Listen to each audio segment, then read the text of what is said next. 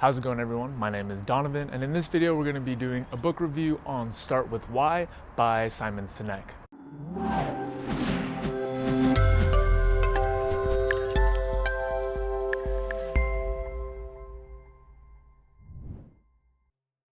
This book is best for those who are interested in motivation, who want to better understand themselves and others, and how to communicate those ideas to others in a way that will help them feel motivated and inspired to take action. It's also good for those interested in business and leadership concepts. Difficulty to digest is pretty low. It should be fairly easy on the first read to get the concepts, put them together.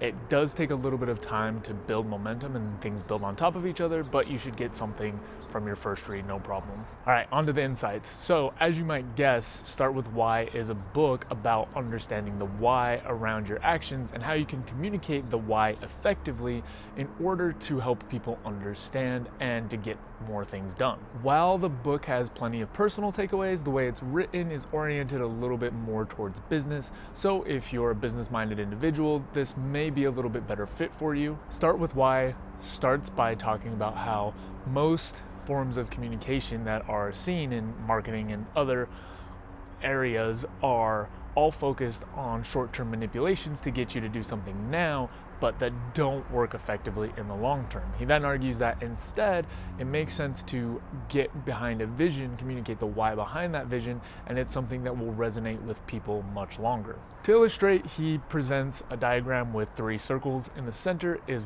why, the next layer is how, and the last layer is what. While each component of the diagram is important, he says that the why is absolutely the most important, and then of course to get things done you need to move into how and what so that you can get more specific on the actual details, but people are drawn into the vision first and then move out into the specifics. The next section of Start With Why talks about how communicating your why makes you a lot easier to trust. When people understand your intentions and what you're trying to accomplish, then the what actions are a little bit easier to digest. Without that why, when they just see what you're doing, it can be hard for them to understand where your motivations and intentions truly lie.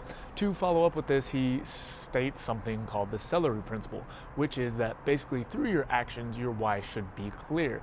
In the celery principle, basically what he's saying is if you go to the store and buy celery, then people are going to be able to assume that you're trying to make healthy eating choices. If, however, you buy celery and cake from the outside, it's very difficult to understand the why behind the action. So in essence, he's saying that these other 2 components must match up with the why and should be clear in a way that makes the why apparent from the outside if you want people to feel as though they can trust you at a high level. Another major theme is about how businesses as they grow can lose sight of their why and start making decisions that only impact them in the short term but have really bad consequences in the long term. In order to keep businesses alive and thriving, they have to, regardless of their size, try to contain their vision and keep it strong so that they don't fall into this trap. So all in all, Start With Why is a fairly straightforward book that's trying to drive home one point. It's mainly for businesses, but there are a lot of personal implications that you can take away from it, and it's a book that typically I would recommend as I found it pretty useful. Other considerations to think about are it does take a little while for the book to gain momentum. There's a lot of time spent outlining concepts that eventually get used later. So if you feel it's a little slow, stick with it. It all comes together down the road. Another consideration is if you're not interested in business at all, you may have a hard time getting through the book just because there are a lot of examples tied to business. A lot of it hinges upon different parts of business. Again, I found that there were things that could be personally useful even if you're not that interested in business, but if you have no interest whatsoever, it may be difficult to slog through.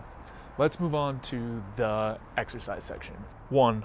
What is the why behind the projects you're working on in your life? 2.